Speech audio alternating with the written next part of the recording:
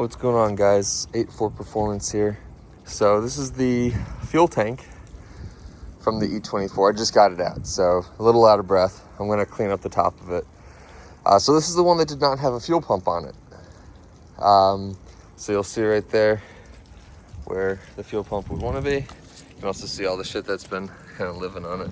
If we poke the flashlight down in there, I mean, you can kind of see the corrosion underneath. So, gonna dump the gas out, but I'm gonna go over real quick how I pulled it out. So, first thing, the rubber sealing around the inlet funnel, the nozzle, you have those three hard lines. Those match up with the three soft lines in there with the little clamps. As you can see, the lines on mine are fucking destroyed. So they go in with where they, those three lines right there. You can kind of see that this has some mold spores on them. That's where the tank would sit. Where you pop the upper off, the cover, pull the fuel level sender out first, and then you pull the fuel pump out second. You have the connectors there. You have the quote unquote hard soft lines. So you disconnect those three. And then what I'll show you on here, so think of it where I'm standing as the very back end. You have a 17 millimeter there. You can ignore the 10 millimeters around it. You have a 17 millimeter there, and you have a 17 millimeter there that you get from underneath. Oh, cool. A little Virginia spider. It's like it's fucking cold up here in Jersey. So I was surprised. So first of all, I dropped the exhaust down. It's a single exhaust all the way through. So I just had to take the clamps, or what would be the hangers, off. Up here is a 13 millimeter that goes through and goes up to this mount here that has its hanger rubber shot, so I didn't feel like bothering with that. Sorry for the bristle earbud rubbed against the headphone. So you have a strap point here. I'm gonna touch up the weld on that at some point. But yeah, so I dropped the fuel tank.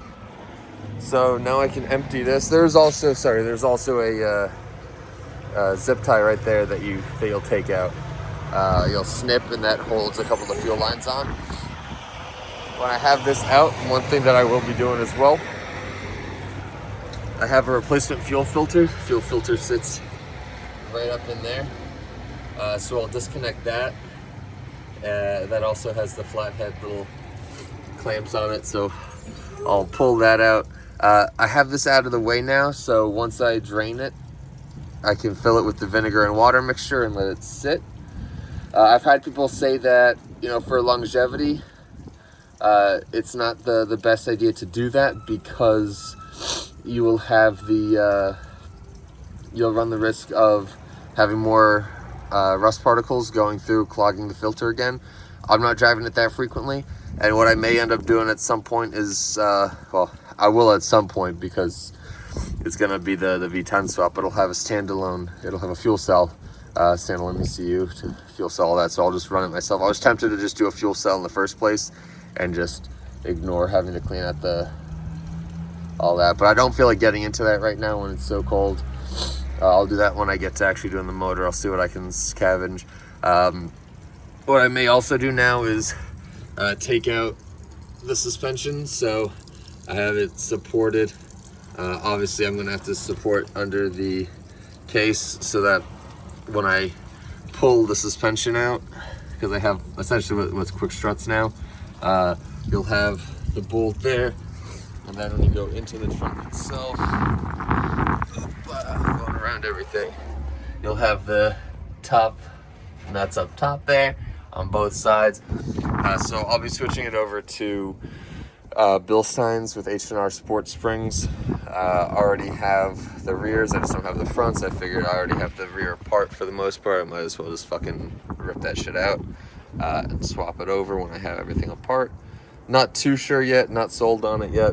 But yeah, that's essentially all it is. I was gonna reuse the fuel pump and the fuel level sender from the donor car on this unit.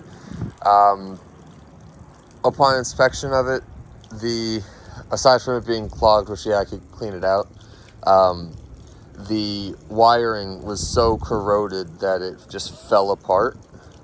So yeah, what I will be doing now with this is I'm going to clean the top of it off, vacuum it, and then use some deep cleaners to clear it off fully. I will then go and dump this, fill it with 1 part vinegar to 1 part water. The acidity in that will break up the rust in there. I have about 2 gallons of vinegar that I'll be throwing in there. There's not a whole lot of fuel in here. I might end up grabbing some more, but because of how long it's sat, typically for not as bad, you can do like 24 to 48 hours of letting it sit with the vinegar, and the acidity will eat up those iron particles, so like the iron oxide, the rust, as well as other minerals that'll be floating or sitting in there, and it'll turn it into almost like a sludge.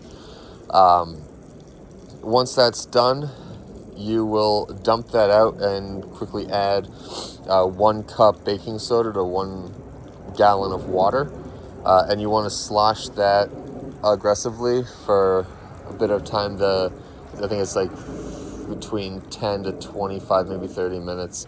So I'll have this up on a hoist, and that way I can kind of swoosh it around in the air without having to worry about all the weight. And that's that mixture of the baking soda and water. Doing that neutralizes the acidity and will prevent it from having like a flash rust. So the exposed metal then going straight from the acidity of the vinegar into the oxygen of the air will then cause it to rust very quickly. So you add that real quick. You clean that out. Once that's done, you'll dump that mixture out of the tank. And these tanks have a drain plug, so I'll probably just drain it at the bottom when it's in the air. And then once it's done with that, then I will be able to just rinse it very thoroughly with water over and over and over again.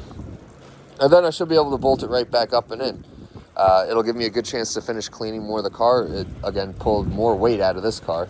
But yeah, that's where we stand right now. The gas tank is out, so I'll clean this up and we'll go on from there. So I appreciate you guys, and stay warm, and happy holidays.